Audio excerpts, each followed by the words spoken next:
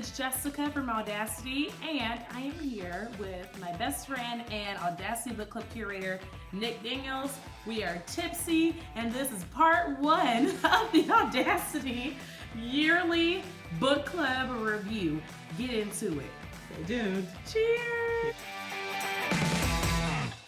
It's looking a lot like Christmas here at my house, and we are filling in front of the tree, and underneath the tree, we have the gift of literature. We are going to be going over every single book that we read this year at Audacity. So hold on tight, get your red wine or your spiked coffee or your spiked cider ready, and we're about to. Ooh, tequila. Next year we should do tequila. We'll do tequila next time. Think what we do last year? Spiked hot cocoa. We did that last year. Chocolate. Yeah. This year it's red wine and coffee moonshine, guys. Very exciting stuff. I would not mix those two together. Please don't think we're mixing those together. It is No. glasses. Separate glasses. They are not cocktails. Please. Are you out of moonshine? Yeah, but I don't need more. I'm not. Look, that's fair. Listen, if we had to wait for you to get drunk, we've been gone. We'd be for here like all 4 or 5 day. bottles. Yeah, we'd never make it. We'd literally never make it. Well, guys, let's go ahead and get into it. So, we're starting from the bottom.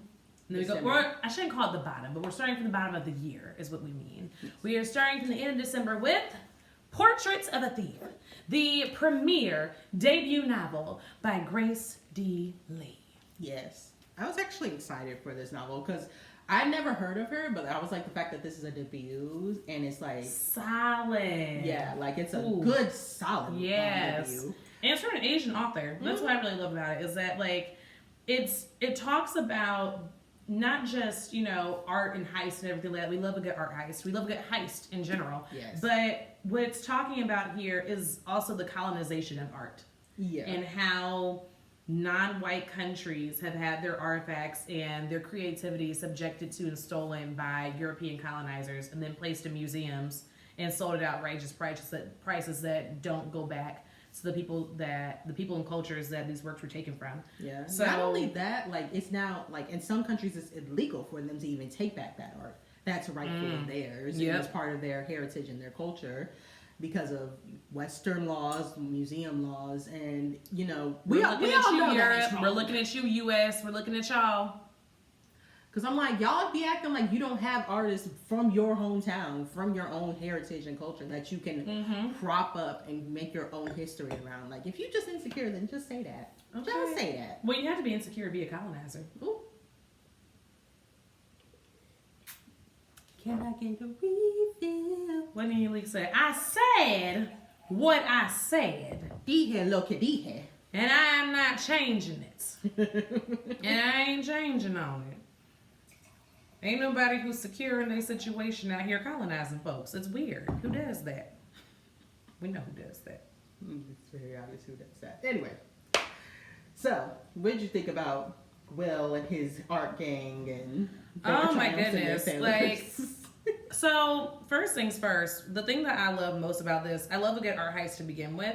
But what I really loved about this is that we're seeing this through the lens of the Chinese community, or Chinese American community more specifically. So this is a group of first gen Chinese American students who are really just trying to get their lives on track, and they see an opportunity to rise above where the US has frozen them and their families in society, to take a $10 million job. Listen.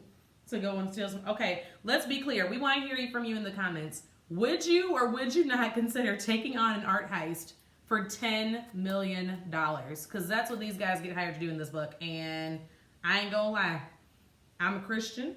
Okay, Bible says thou shalt not steal. I don't think it's really stealing. I think it's retroactive justice in this case, and therefore I might consider being a part of such a thing. Listen, I consider it. I consider it. Like, especially when you do put it in the context of, like, these were statues that don't belong to these Western museums. Right. They're also, like, they're 5 pieces that were meant to be together, and they're separated in 5 different countries. Yeah, and they're sacred pieces, if I recall correctly, right? Yes. Yeah, I know they're in the old Summer Palace, and I want to say Beijing. But, like, when you consider all these things, this kind of reminds me of, like, the Benin statues in the London Museum. I can't remember the name of it right now because I am drunk. But like the London Museum, they have these Benin statues, these bronze statues that literally Benin culture experts have said they're part of a bigger history, and they were like just pieces of them were taken. So like you just literally have chunks of history and stories and culture just like broken apart and taken just because of colonization. And it's been well known for at least 10 years, and they're like, no, we're not giving it back just because. And it's like, when you factor that in, of course I'm going to take the job off of righteousness, but also $10 million. And $10 million. That ain't getting taxed. Okay? Retroactive justice and $10 million. Oh, and the crime was all expense paid. All expense paid. All expense paid. They got flued out to go steal art. They got flued out. Do people still say that anymore? I think that was just an us thing. No, people were saying it. They were saying it? Yes. I don't know if they say it no more, but they was getting flued out. Yeah, people were getting flued out. If that's still, I don't know if that's a colloquialism, but people were saying it. I was there. I recall people were saying it. Listen, let black people be black. We will bring back something in a heartbeat. Period. Period. That I know that's not out yet. I know folks still say period. Y'all help me. I'm a millennial, but I sound like somebody auntie right now. Listen, Lord have mercy. Will you get to that age where you could be someone's auntie? I'm friends. You know friends auntie. Yeah. You know, like when they got kids, you they auntie. Yeah, I definitely consider like the small children in my life to be like little nieces and nephews and everything. You know, my sister's younger than me. She ain't got no cheering. She's pushing me to do it. She's like, "Dad, me a nephew." I'm like, "Sister, please." No. Yeah, no. But anyway, before I start sounding like somebody auntie, yeah, this book, loved it, enjoyed it. It also has a lot of layers of just cultural atonements and improving the relationships between first-gen kids and their parents. Yeah. You know, talking about the expectations that can sometimes be put on children who are first-gen in the United States, no matter what culture they may be. There's a level of expectation that sometimes gets put on children in those situations. And looking into the perspective of the parents, where like the parents actually, one, atone for how their children are feeling, but also express like, hey, like I'm a person too, and I was doing the best that I could with what we were given. Yeah, and so I think this book like kind of puts a perfect like cap on like this kind of being the theme all year, where we're looking at parental child relationships and how that affects us and kind of everything that we do, because it is the foundation most of the time, like where it's like all the time, like we love how we love because of the love that we were given or the way that we've seen our love from our parents change. And we handle conflict the way that we saw our parents handle conflict, for sure. I mean, it's one of those things where like, as millennials, we are becoming adults and some of us are becoming parents and everything, and we're finally learning to stop looking at our parents as just like these giants, these like, you know, unattainable like characters almost, pretty much like looking at them like characters and starting to look at them as people who not just make mistakes, but just sometimes just straight up make bad choices. That don't know what they're doing. We're doing the best that they can. But I would say that this is a top debut. I think this is a fun debut. It's something that I haven't seen, because the one thing I see with a lot of Asian authors that debut is a lot of them have to kind of go into fantasy, and they have to, you know, while there's a great emphasis on like culture and folklore and things like that, it's like not everybody else wants to write about that. That's okay. Some people want to have their own like unique idea. And they want to talk about stuff like this, like, you know, art heist and how it relates to their culture and how it brings up a very good point about colonization. So I applaud Grace C. Lee for not only writing this, but writing a good book, and for, you know, it actually getting published and for her pushing for it, because I'm sure there were some people behind the scenes that were like, no, we need to have like, you know, the fantasy and the trilogy and all this stuff. And she said, no, let me stick to my guns and write this book. And it's a damn good book. It was. And like, I don't know, it reminds me when Jesse Williams made that speech and said, just because we're magic doesn't mean that we aren't real. And I think that applies to every non-white, non-European culture. We're like, our cultures and our colloquialisms and even our art, like our very history, gets put up in the eyes of people as something that's like exotic or cool or magical or whatever. And it takes out the fact that there's still realism attached to all those creations and everything. And so I really appreciate what Grace Deeley did here, because she still shows the magic, but she shows the real as well. Yeah. So top tier, y'all. Decolonize your bookshelf. Pick up Portrait of a Thief by Grace Deeley. Grace Deeley, if you ever watch this and ever see this, because we're going to tag you in this video, we hope that you enjoyed this review, and thank you for creating such a beautiful work. We loved it. Yes. All right. Next. Going back. How Fuentes fell in love with the universe. When I tell you, I was like, man, it has been so long since I've seen a book with this long of a title. So long of a title. And I kind of like it. I'm here for it. I'm here for it. Like, it tells you what's going to happen in the book. It honestly does. It tells you what's going to happen. Moon Fuentes is a young lady who needs to fall in love with the world around her and the world that she chooses to create for herself. Yes. And that, because that's what the universe is. That's what they're calling it, the universe, instead of like the world or her world. Like, it's the universe that she has created and connected to. Yeah, connect to in times of adversity, whether it's her father and before we get into anything else, guys, trigger warning.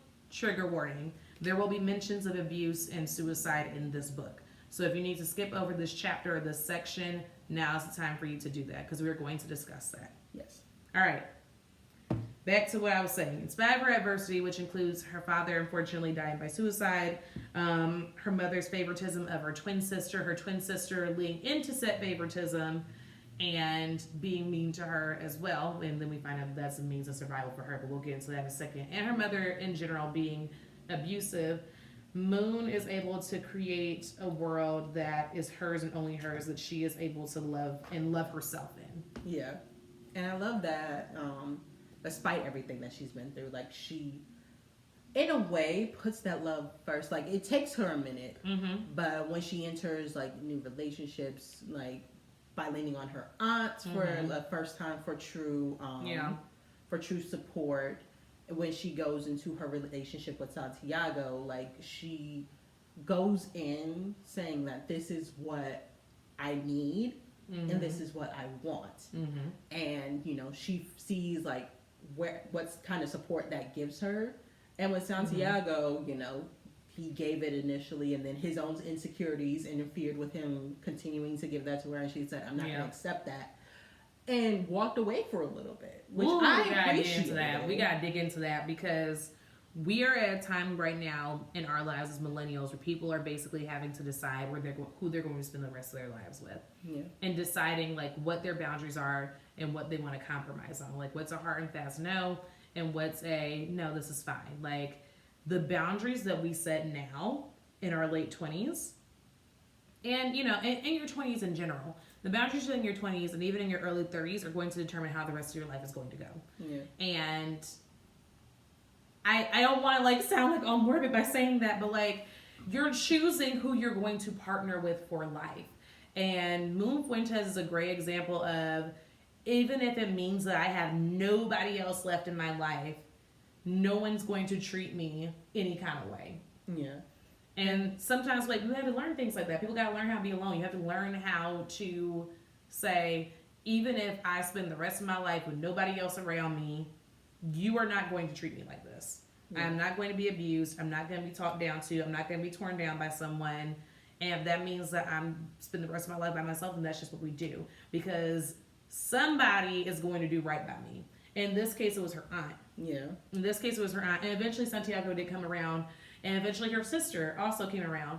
But Moon is the one who had the courage to say, you know what, enough is enough. And even if it means that you guys are not in my lives anymore, then that's just what's going to be. Because I'm not going to run around feeling bad because of y'all. Exactly. And I love that the topic of sex was actually talked about as far as from a teenager's point of view. Yeah. Like, a lot of the time I feel like when you get to YA, there may be an incident where there may be a situation of, like, you know, the girl specifically may have slept with one, maybe two people, but it was very much so kept private, kind of like the keep it cute, like it's not exposed to a lot of people. You know, we don't get the perspective of like the rebellious or the labeled girl. And in this case, it was very much so like Moon slept with 2 or 3 guys in her, you know, in her youth. But she was treated like, oh, well, you're a slut. you know, you're this, you're that, you're not a lady, you're not clean, and you're not pure, and all this stuff. And it's just like, that, one, is hurtful to hear as a young lady who's just exploring herself sexually, and is being safe while doing it. And is being safe while doing it, and like, and getting consent. Yeah. And getting consent. Like, I was not one of those teenagers who was sexually active when I was a teenager. Mm-hmm. I was not. But that being said, looking back on it, I don't like how the girls who were treated. Yeah. Because it's all like, oh, like, she's fast, and she's this, and she's this. And like, you know, and everybody's always talking about how like boys are fast and boys are nasty and everything like that too. Like, or at least in my circle of folks, like, no one just talked trash about the late, but it was always like, oh, like, you know, you have to be late, like, you have to do this and you have to do that. I'm like, what about consensual sex is unladylike? Now, is it the best idea for teenagers to be having sex? Absolutely not. Yeah. Because you're a kid, and there are potential consequences to that you're too young for. Yeah. And that's where it gets dangerous. But to say, like, you know, that you know, someone is dirty or worthless or evil or ungodly. First of all, God would never say that to a human being. Not the guy I serve, at least. And like, we're not here to get religious and everything. We are a freedom of religion platform. I personally am Christian, but I would not serve a God that spoke to women that way. And I think a lot of this is a very good example as to how religion is weaponized by humans. Yeah. To make young ladies feel badly, particularly young ladies of color. And it just reinforces all of those stereotypes that, you know, that women of color are promiscuous, or that they're Jezebels, or that, you know, they're not ladylike, you know. And that was hard to read. Yeah. That was hard. It was hard for me to see, like, Moon kind of like feel like she had to say that her body wasn't, you know, it was less than what it is. And it's like, I love when she got to the point at the end of the book where she's like, I'm fat, I'm beautiful, and I'm loved. Because I'm like, all these are true, and none of these truths are separate from one another. Because it's like, have your hips, your dips, your stomachs, your thighs, your curves, all that, without anybody making you feel like, you know, you're less than just because you have that. We also got to throw in the colorism factor in here, because Moon was darker than her sister, and her sister was preferred. Yes. Her sister was preferred, both in society and at home. Yeah, by her darker-skinned mother, which is self-loathing. The self-loathing is real. Self-loathing is a problem. Yeah. And she, funny enough, Moon was preferred by her more European, Eurocentric father, who was Hispanic, but, you know, had all the typical fair skin, white male features. So, of course, in society, he would be preferred. But he loved his daughter and had no issue with that. So. It was definitely also a good example of, like, a lot of times we talk about toxic dads, but we don't talk about toxic moms. Yeah. In this case, it was the mother. Yeah. It was definitely the mother, and it was unfortunate, but, you know, a lot of times, like, people always, like, connect, like, oh, like, I'm this way because of my dad, or I'm that way because of my dad.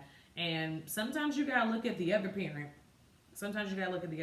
So this was, y'all, if you did not get a chance to read this, you know, obviously we just got very deep just now.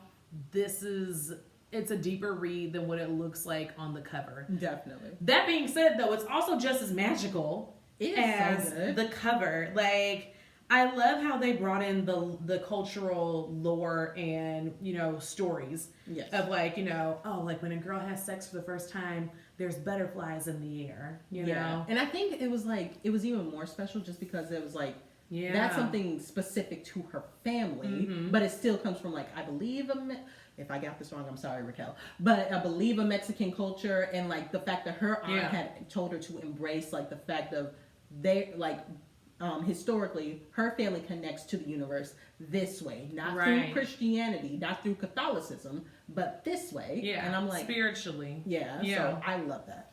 And in her case, like, when she had sex for the first time, she got followed home by Luna moths. Yes. Which are the most beautiful creatures. If you've ever seen a Luna moth, like, Google it if you've never seen one. They are beautiful. They look like little fairies. They really do look like like fairies used to be Luna moths or something, or Luna moths used to be fairies or something. I don't know. I also am the kind of person who believes in fairies, though, so don't mind me. Like, I believe in fairies, mermaids, all those things. Nobody just makes that stuff up. They had to exist at some point. Maybe they evolved in some kind of way. I don't know. But all I'm saying is, no one just makes that stuff up. They exist. There's evidence. Well, that's a little bit strong, but there are legends. That's what I should say. There are legends and folktales and such. And, I'm just saying. Yeah, there's magic in this world, and there's magic in loving yourself, which is what this book was about. There's magic, and you are the magic. Yes. All right, next book. Next book! A little less magical than the last two. No, this is not magic. This is just fucking dark. This is just... my God. This is a thriller. This is just... Because it's a thriller.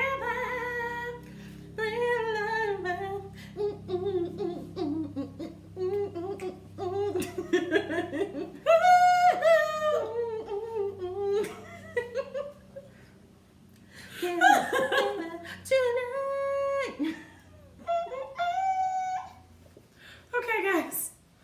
We read for spooky season, My Sister, the Serial Killer. Oh, you know what's really funny? I was at the pop-up shop. If you guys are at the holiday pop-up shop, thank you. We appreciate you. Holiday pop-up shop, and I went to the coffee shop next door. Shout out to Joe's Coffee in East Atlanta Village. We were super, super happy to meet you guys. And there was a young lady who was reading this for her own book club. Oh, nice. Yes! I was like, girl, it's good. Keep reading. Keep reading. Okay, so, y'all, first of all, the way the book opens, we don't have any time to do any kind of character building. It just opens with, what's going on? I answer the phone while I'm trying to eat my dinner. I did it, sis. I killed him.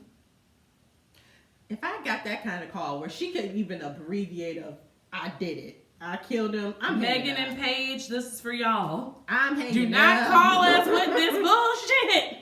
At least don't call me during dinner. Like, call me after you think I'm done eating. Girl, please. Also, yes, please Let don't me eat please first. don't ruin my dinner. And two, I beg don't you. do this. Just don't kill nobody. Please. I beg you. There's other ways. There's other ways. So we probably should have done this first. Trigger warning. There's murder in this book. Although I think But the book is called Serial Killer. I think the title is all the wording you need. That's true. Honestly. That's true. It's called My Sister the Serial Killer. If you have a problem with serial killers or triggers with serial killers, skip this chapter. It's about stabbing people and stuff. Like, I will say it's not gory. Like, it's definitely not gory. It's always like post crime. Like, you just walk into the crime scene. We never actually hear the graphic detail. Well, we do, but like we're not there is the point. We're not there when it happens. We are going from the point of view of Corday, who is Eula, the serial killer's younger sister. Older sister. So, okay, we got a lot to unpack here. So first things first, Corday and Eula are two sisters who have been impacted heavily by colorism in, where are we again? Nigeria? Yeah. Lagos. Who have been heavily impacted by colorism while living in Lagos, Nigeria. So even though Corday is the older sister and usually therefore we the priority for matching in marriage, Eula is the lighter one, and so she's considered the most beautiful and the most preferred. Mm-hmm. And so Eula, however, has a problem with killing every man that she dates. Starting with killing her father, who was about to marry her off to somebody. Oh, she sure did kill her daddy. I forgot about that. Mm-hmm. She sure did kill her daddy. If I recall correctly, though, wasn't that like on the low justified? Wasn't the dad like problematic? Yeah, the dad was problematic. Corday defended her sister from, or like stopped the union. Not like in a dramatic, stop the wedding. But like she said that she refused to let her sister get married basically to her father, which is not something that you do in a patriarchal household, especially with a man that's clearly willing to let to sell his daughter off. So you can tell that it was going to be a very violent altercation soon. So her sister killed her father, which in a sense saved Corday and her mother, but then it becomes a problem because now she keep on killing people. Right at the point where there starts to be like serious commitment. Yeah. Like if you like you'll like this. Yeah. This is black female Joe. Cause she just though I will say, like objectively the people that Joe killed actually were pretty horrible people. This is true. They didn't need to necessarily be murdered, except for that abusive guy in season 1. The neighbor who was abusing the wife and the kid. Honestly, I thought the guy in the last season, the ex-husband. Yeah, that's fair too. He was also abusive and stalking her and like terrorizing her and yeah. Objectively horrible people. Yeah. Now, we do not run around supporting murdering people. By the way, we do not. We are not running around backing serial killers. But that being said, just don't be killing people. Don't kill people. Do not kill people. There are hopefully other ways. Do the best you can. Yeah. And meanwhile, Ayula, it's last resort. Ayula's literally killing out of fear of commitment. And it's just like, you can just break up with them. You don't have to kill these people. You really can. And it always starts off the same way where she's like, oh my gosh, no, he attacked me and I stabbed him. She always stabs him. Yeah. She always stabs them. She always just recreating the trauma that she developed from her father, because clearly that wasn't something that she had processed. If it happens, if that's the way that she kills every guy that she feels threatened by, just through we could get married, we could start a life together, we could start a family together, and which on one hand I understand why, because it puts you in a situation where you have to give your power as a woman in this situation to the man to hold power over you and your children and the decisions of the household and all that. But you're passing some things. You're passing some things over to share with another person, and it might work or it might not. Yeah. And that's fair. None of us go into any kind of commitments, marriage, jobs, or otherwise, knowing if everything's gonna really turn out okay. But you don't run around stabbing people. Why was she stabbing people? And she needed to go to therapy, not be dating folks. Right. And Corday needed to stop covering for her. Corday covered for her so many times. Can we talk about how when they was on the elevator, they had this man rolled up in the rug, was on the elevator, and this lady with her girl, she's like, oh wait, please, hold the elevator. And she's on her way over there. And you little stupid ass was trying to hold the door open. And they got a whole fucking dead body in there. Ayula, please. But also Corday, please. You're the one who done killed her. Here's my thing. You would think that the one who killed the person would have the most damn sense.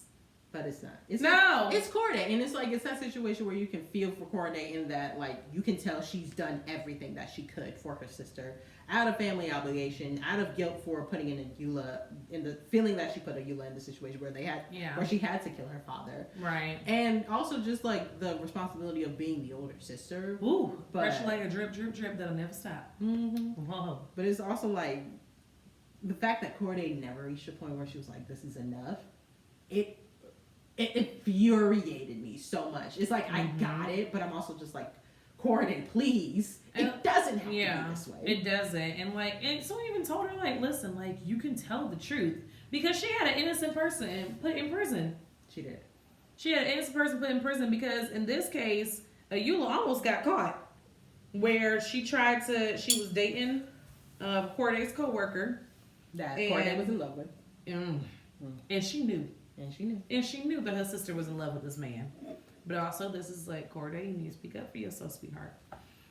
There's also that. But we'll get to her in a minute. But, and she tries to murder this man. He survives. Because he fights back. And he's like, I don't put my hands on people like this, but she literally tried to kill me. There's evidence here. And he looked over at Corday and was like, you know that she does things like this. Because I found out, that she does things like this. Please, tell the truth. I'm an innocent person about to go to prison. He doesn't. And Corday is just like, oh, no. What? I ain't never heard. I've never seen my husband sitting wheel before. Listen, but when your serial killer sister hits you with you gotta decide. It would scare me too. But she was in a whole hospital bed. It would have taken her weeks to kill her. That's true. It would have taken her weeks to try to come back and get revenge and kill Corday. That's true. Corday had time. Corday had time to tell the truth and get up out of there. Yeah. She was a nurse with transferable skills. Yeah, and it's not and her mama didn't give a damn about her anyway. And it's not like Ayula would have gotten away with the murder. The only reason she ever gotten away with the murders was because of Corday. So if she killed Corday, like the way I see it, it could have all gone well if Corday just stopped helping her. She needed to tell on her. She could have just been like, Ayula, you are on your own this time. I'm not coming to help you clean up another dead body. And Ayula would have got caught. She would have got caught. And she would have gotten the justice or hopefully the help that she needed. You know, if Corday had just stopped helping her, she didn't have to tell on her. She just needed to stop helping her. Yeah. But, you know, it just, and I think that what makes this a thriller is the fact that she never did. And the cycle just continued. Oh my goodness. And that's how we ended it, with another man at the door dating Ayula, who looked like he might be a nice person, and she gonna kill him too. I need my sister a serial killer too. You know where you at? What? You know it ain't gonna change. That's why it's a thriller. I want my sister a serial killer too. I want to see what happens next. Oh my gosh! But also very good African book. I would definitely check out Onyakan Braithwaite. Please don't get on me for pardon us if we have mispronounced your name. Yes, but we left the book and yay. Yes, and she wants a sequel. So I would love a sequel. I need my sister a serial killer too. All right. This one, is it Spy Family? Okay, so this is one of those times where I did not read the book and I watched the series on Hulu because, for one thing, I actually like anime from time to time. I started Demon Slayer recently and I'm like, oh, I like this. But yes, so Spy Family was great because we basically made it as a reprieve for the previous month on My Rage, which we gonna get to in a minute. Oh, oopsie. So many triggers in All My Rage, but we'll start here with the fun. We have Agent Twilight. Yes. Who is after a very powerful man, and the agency has decided that the only way he can get close to him is if he moves to the same town, starts a fake family, and gets his child into Eden College, which sounds like it's a Harvard or something, but it's basically like a little kid Harvard. Like, pretty much. Like one of those top private schools. Yeah, it's a top tier private elementary school, or it goes K through 12 though. I think it goes. I think it goes through 12. Yeah, but he has a little kid, and one of the hits, his children is also in the same class. So the goal is to get his child into that school, and then to get her to make friends with the kids there, so that he can get invited to all the little parties and stuff, and infiltrate and take this guy down, right? So this all starts off what we think is like, you know, seemingly uncomplicated. He goes and he makes a fake family, he does his mission, he gets out. So he starts off by adopting this little girl named Anya, who turns out to be telepath. She's a mind reader. This little girl is a mind reader. So, you know, she already knows what's going on, but he doesn't know that she knows. But she knows what's going on the whole time, and she's on the low, like, helping him solve all his cases along the way. Yes, and then the mother that he finds, the wife, is actually an assassin. And you think this will be like some really hardcore, like, thriller, heist kind of story. It's a sitcom. It is a sitcom. It is a slice of life. It is so lighthearted and funny. So cute. Oh my god. It is so cute. Like, and everybody has like their own backstory and everything. Everybody has like their own situation going on. And like, it's basically these little three misfits who have now come together and they're like, oh wait, we actually like each other. Oh, like, we actually are, like, could be like a real family and everything. And we're badasses. Yeah, and we gotta get the job done. It's like, it's so fun to watch them interact. Yeah. It really is. It's like The Incredibles, only nobody knows the other has a superpower or a cool job. That is very true. It's literally like The Incredibles. That's a good way to say it. Yeah. So, if you guys have not read this, it is a manga graphic novel. So, that's right. It's manga, right? Yeah, it's a manga graphic novel.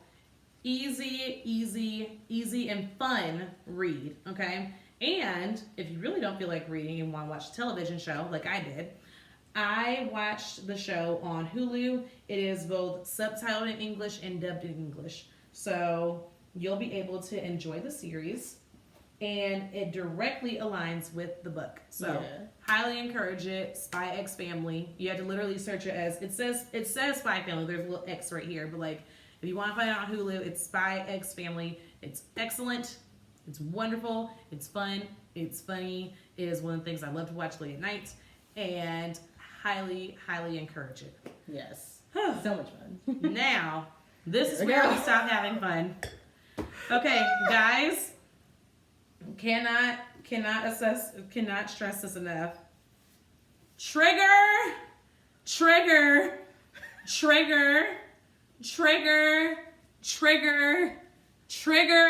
warning. You got so mad at me when I recommended this. I was very angry about this. I had all the rage. Oh my God. I had all the rage. Every time I read a chapter of this book and I was like, oh, this looks hopeful. What the? Why? Like, I thought Tyler Perry was insane. These people, all 3, 4, 5 of these storylines in here, somebody got a tragedy, somebody got trauma, someone's getting their ass beat, somebody is being assaulted, somebody's dying, somebody's going to prison, somebody's life is being ruined, somebody's getting bullied by a fucking racist. It's too much.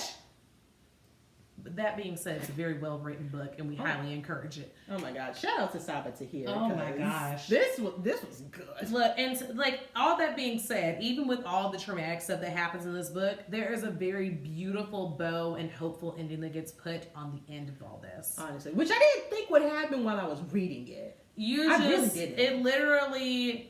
Initially, you feel like you're going like this, right? Yeah. But what's really happening is that you're going like this. And then you're up again. But then she kind of holds you up here at the top. Mm-hmm. And everything feels okay again. Mm-hmm. Man, you want to start with this one? I'll start with this one. No. So there's it's all you. So there's 3 storylines. Misbah, her son Saul, and Noor. I hope that is how I say it. Noor. Yeah. I hope that's the correct pronunciation. But they're all going through different things. It starts off linearly. There's timeline differences, but linearly it starts off with Misab and her husband moving from Pakistan to America with their hopes and their dreams. And but I remember her saying like she wanted a husband that was pretty much a nice person, a good person, and really what she should have asked for was someone that was a little bit more resilient. This is not the exact quote, but pretty much it was like someone who was more resilient, because as nice and wonderful and as loving as her husband was, when the times got hard, he could not handle it. And it destroyed their family. So And him. So her husband fell into alcoholism, which is actually how his mother lost her life. She was also had an alcohol problem, but her husband fell into alcoholism because her son was assaulted sexually, unfortunately, which you don't find out until later in the book, but it was something that pretty much rocked her family. Yeah. And like, you don't know it at first, but you see the signs of it so early on in Saul. Yeah. And he, like, the way that he interacts with people, the way that he sees people, how uncomfortable he is with being touched in general. It's just like there's so many signs, but it just shows you how like there are things with people where you're like, I don't know what that means or how this could relate to a trauma, because you only see a slice of a person really, like, right, and how they present themselves. And it reminds me like how you have to just be so careful how you treat people. Yes. But also on the other hand, like, it's a way that you can inform how you can help someone or be there for somebody when you can recognize the signs that someone has been potentially abused. Yes. I've encountered people who have experienced abuse in their life, and I was, thanks to my mother, who worked in domestic violence, and she also was a child advocate for children and family courts and everything. She showed me the signs when someone is either being abused or when somebody has the potential to become an abusive human being. And so I have been very fortunate to be able to put 2 and 2 together when I encounter somebody who's been through that and know how to handle it in a way that is effective and conscious and gentle and a safe place for that person. But in the case of Saul and Noor, it was very hard for them to find safe spaces being Pakistani people in the United States in post 9/11 society. Yeah, in a small white town. And in a small white town. Fill in the blanks as you will. But yeah, so there was everything going like that with her. But when it came to Saul, a lot of his storyline dealt with him trying to keep his family's business afloat while his mother was dealing with cancer and his father was falling into alcoholism, which is a very big no-no in the Muslim community. Yes. So, imagine trying to juggle that as a 17-year-old. And keep it a secret. Meanwhile, you have Noor, who's also dealing with her own form of abuse from her uncle, who wants to, in a way, be like the one that got out. Because once he left Pakistan, he was, he wanted to completely disassociate from all of it. He wanted to disassociate with all of this, and he was becoming like a math genius and all this. But because of family tragedy, he had to take care of Noor, which, set him back, financially and as far in education-wise, because you have to sacrifice for children. Yeah. But he did not like that, and he blamed her and abused her in the process. So you have people who have either witnessed or experienced abuse trying to do the best that they can, and there's so much rage and hopelessness that is encountered in this book, but also a lot of like, if I just get to one good spot, if I can just pay this money, if I could just get them to where they need to go, if I can just reach this goal to make it better, then it'll be okay. Which in one way is admirable, but I like how Saba shows that sometimes you don't reach that. For example, Sal's mom not being able to inform anybody of Noor's abuse because she gets too sick, ultimately dying from her disease. Before she could tell anyone. Yeah. So she feels like she failed. And we follow kind of her ghost through the story because it's weighed down by this guilt. Yeah. And she's like the omniscient figure the whole time. Yeah, and watching, her death affect Saul and his ultimate decisions to deal drugs to keep the family afloat because his father can't do it, and to watch Noor almost pay for those mistakes before Saul realizes that, as understanding as people would be to why he did it, it is still the wrong thing to do, and therefore he has to take responsibility. And instead of listening to his lawyer, who suggested that that Noor take the fall, he said, "I'm gonna do the right thing, even if it doesn't get me what I want, freedom and all this. Even if it doesn't let me off scot-free, I'm going to do the right thing because this is my best friend. This is someone I love. I'm not going to do that." It says a lot about somebody when you make those decisions at just like 17 years old. A lot of people of that age would fold. Like when you're 17, you're really thinking about like anything that you do, you feel like is going to ruin the rest of your life. And in this case with these 17-year-olds, these are things that could actually ruin the rest of their lives. Yes. So like when we are making decisions at 17, like I just think about how like a lot of the decisions that I made at that age, while they seemed super big to me at the time, and there was a lot of pressure and there was a lot of stress, about like, okay, whatever I do, it's going to determine the rest of my life. Like, this is hard. I'm 17 making these decisions. That's a cakewalk compared to the decisions that have to get made by these teenagers here. Yeah. And honestly, like, I love that it's called All My Rage, but the person raging is not these kids. It's you as the reader reading it. You the one mad for them. You're like, how dare people treat these children like this? Yeah, like there's a couple points where you're like, yeah, there's the rage, but again, like you said, the rage is within the reader of like, I hate that this is what would really happen. I hate that this is realistic. And this happens to people. This happens to people all the time, especially Black and brown communities. It happens all the time. So it honestly, and on that note, like it honestly is one of those things that not only shakes you as a reader, but hopefully calls you to action. Yeah. And if nothing, like, it doesn't have to be anything, I would say, radical. It's really just learning to have to go picket the U.S. Capitol or something like that. Yeah. Please don't. Well, that was a poor choice of words. God, that's not going to age well. It's okay. We can edit that out. No, we can't. I mean, I said pick it. I didn't say what them people did. Yeah, I said pick it. Walking up somewhere with a sign and being mad is perfectly normal. Yeah. It's when you actually start going inside doors where you're like, this is spiral. Spiral and spiral. Yeah. But I think this book teaches you to just learn to walk with kindness when you deal with people. And you really don't know, because there's so many instances where I'm like, if I was in this situation and I was talking to this teen, I would have no idea what was happening with them. And I've met people where, I find out later that they have a history of trauma and abuse in some way or some form. Yeah. And when I think of my interactions with them, I'm like, I would never assume that. There was nothing, no signs where I would assume that. Also, like, if nothing else, this shows you like how situations like unfortunately Twitch happen, where you just do not know what's happening with people. Yeah. Shout out to Twitch and his family. I'm so sorry about that. Y'all, oof, that hurt. We don't even know him. Like, we don't even know this man or his family. But like, it's so sad when someone feels like that's what they have to do in order to find peace. Mm-hmm. It's sad, and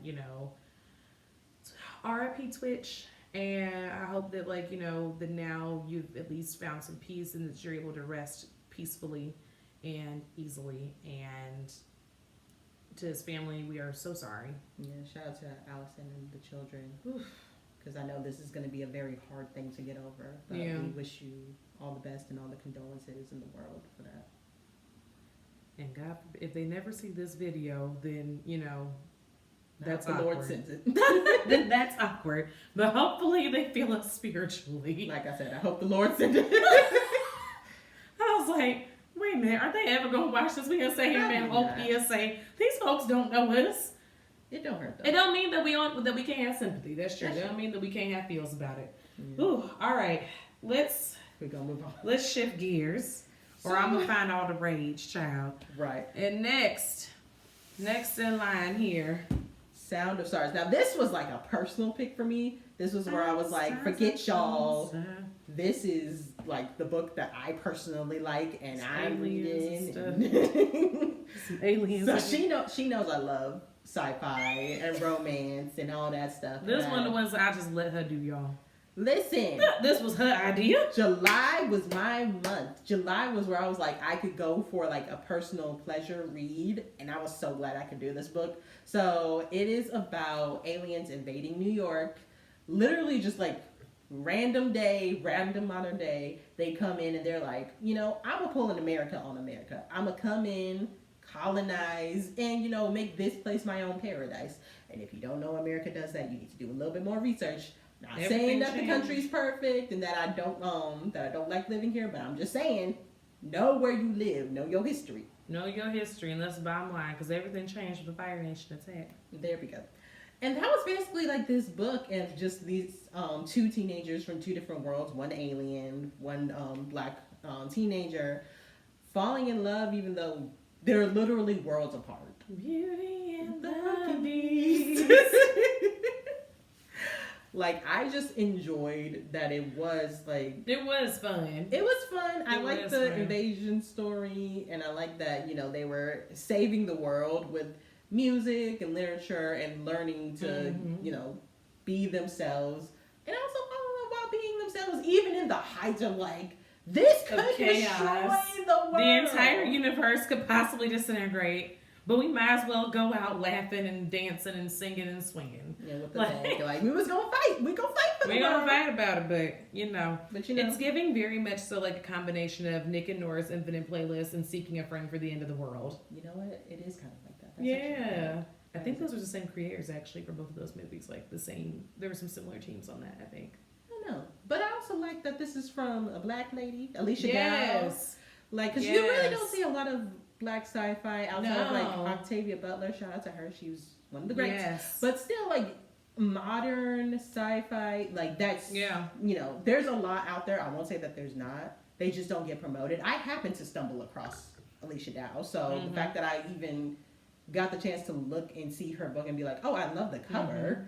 Let me look and see. Yeah. Let me see what else, what else this is about, and to be able to enjoy it and read it and just have something different from a Black author. Like, I appreciate that so much. I love this book. And just like the idea of seeing like Black people in the future, like Afrofuturism is such an important genre to explore, because when you see some of these more like sci-fi futuristic, films and books and things like that, you very often don't see Black people. It makes you like, okay, well, what happened then? Yeah. Like, did y'all just obliterate the entire race? Right. Like, did we decide that we were going to send everybody, like, into little segregated, settlements or something, and that's why we don't see them? Like, where are the Black people? And why are we acting like we don't exist in the future? So, this is great. If you guys are into Afrofuturism or just sci-fi in general and damn good books. Yeah, and books that feel realistic while being futuristic. Yes. Yeah, Sound of Stars by Alicia Dow. Give it a read. We had a great time with this one. Woo! Even though she just let me ride with that one. Thank you. I mean, I did, but I'm happy I did because I learned something new. Yes, she did. Mm-hmm. All right, here comes our Netflix rom-com that I really enjoyed. She drives me crazy, like no one else. She drives me crazy, and I can't help myself. That's what she said. No, literally, that's what she said. Shout out to Kelly Quinlan, who is in Atlanta, by the way. We did not know that this is an Atlanta author. She probably down the street somewhere. Shout out to Kelly Quinlan. We were super excited to read this book. For one thing, like, queer literature is important and necessary because we need to create more spaces for these kinds of stories. And it's got so much diversity. It's got so much racial diversity in here. And it's wonderful. And it's wonderful. And it's great. And it's important. And it's so cute. Like, it brings me back to one of those, like, early 2000s rom-coms. Like, it's definitely the fake dating scheme of, like... Oh, yeah. You want to make somebody jealous, but you're going to actually fall in love anyway. And then, like, there's some point where, like, you have to create a misunderstanding to drive the plot forward. Otherwise, nothing else will happen in this movie. It's like, oh... But now we're falling in love. Okay, great. Now we're going to do something that's going to potentially, seemingly ruin it for everybody. Right. By creating misunderstandings to drive the plot forward. And I love it. Yes. And I also love that at the end of the book, like towards the end of the book, Scotty just took time for herself. Yes. To really reflect. I feel like that was the big improvement. Like, if this is like a early 2000s, like, teen rom-com. Yeah. Like, the one improvement that they made for those, because those were fantastic. Fantastic. But Kelly Quinlan took this up a level. Yeah, because she just took gave this up a notch. Scotty a moment where she was like, this isn't healthy, what I'm doing. Mm-hmm. And I really need to think about why and who I am in all of this, and why I would feel the need to fake a relationship for somebody else, and what it says about me and my self-worth. Like, let me take a moment. And she does. Yeah. And it's a genuine moment, and she learns from it. Mm-hmm. And she learns from it, and from there, she's actually able to, like, give the love that she wants back to people. Mm-hmm. And she leans onto her family to do it.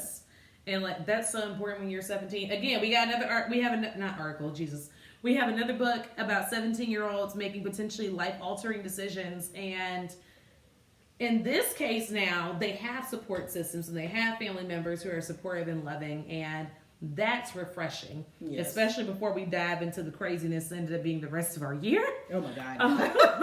We had to give y'all a nice little high note before we started diving into all the abusive stories.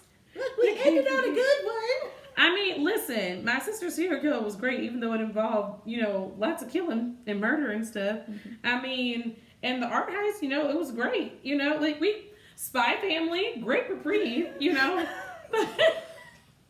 we started off so, like, woo, love. But that's what we loved about it. Like, summer, I always say, like, summer is for lovers. It's for romance.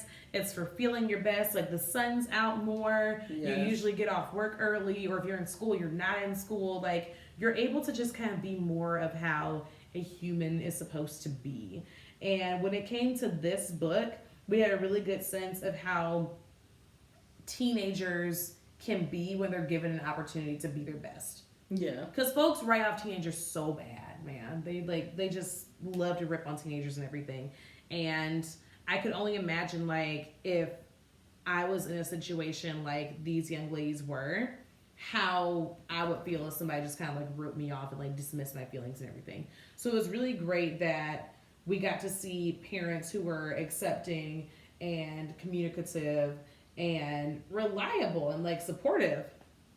It's great. Yeah. If you guys haven't read this, She Drives Me Crazy by Kelly Quinlan, classic jock and cheerleader story that also adds in the trope of adding in that layer of self-love and putting in basically the missing pieces of what sometimes you don't get from your typical rom-com. Yeah. And look at them. Ain't they cute? They're so cute. They are so cute. I just loved it off of this cover. Cute. They are like, so cute. So cute.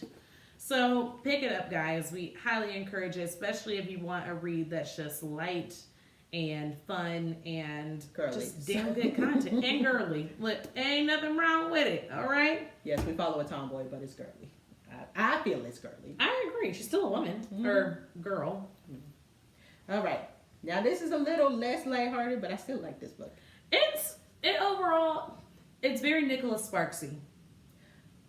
Better written, I would say. Oh, I agree. But if we're just talking about storyline where it's like, oh, two teenagers fall in love when she wasn't looking for it and she was working through her own things and clearing her own baggage. It does give a little bit of Walk to Remember. Little Walk to Remember, little The Last Song. Yeah. A lot of The Last Song because this man dies. Well,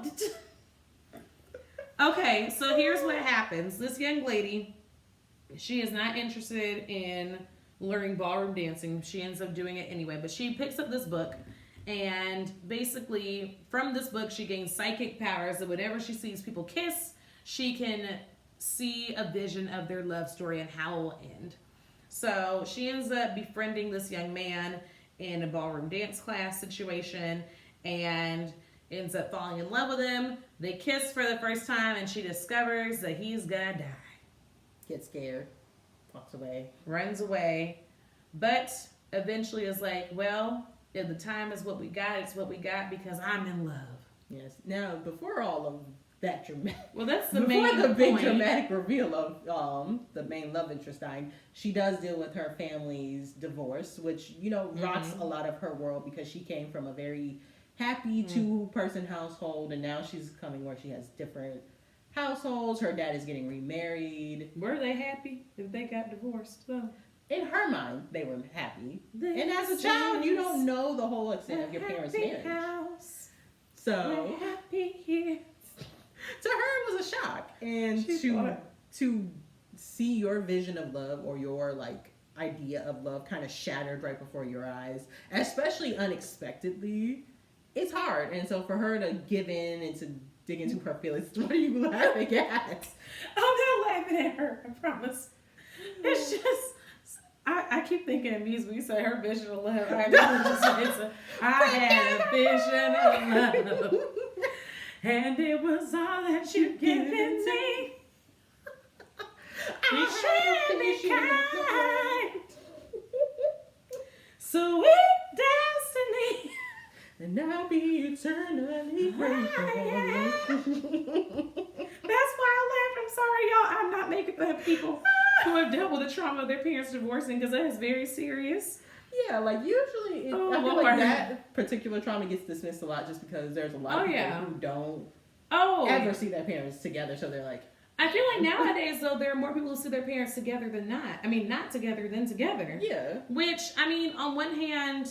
If it's healthier, then it's healthier. If it's healthier, then it's healthier. That being said, come on, y'all. Consider that before you get married and start having kids. There's also that, too. But, yeah, I agree. I appreciate how this explored how a divorce can be traumatic for the entire family. And that doesn't mean that it's not the best decision. That doesn't mean that it's not the best decision for the family, but it does mean that there's something that has to be worked through. Yeah. In the aftermath of that. Yeah. But overall, very good story. Very good romance story. Yes. I can't wait till next year to give y'all even more romance stories. They still might be traumatic, I'm not gonna lie. But I mean, listen, we still want a good story. We don't want what book do you want to read where everything goes perfect? Well, Spy Family. Actually, Spider-Man. I said Spy Family. Oh, yeah, that's true. But that technically doesn't go perfect. It does not. There's in like fact, a lot everything of goes awry, and a lot of just a lot of people end up having to like disguises. Just yeah, like it's everything definitely don't go perfect there. What about what's the name?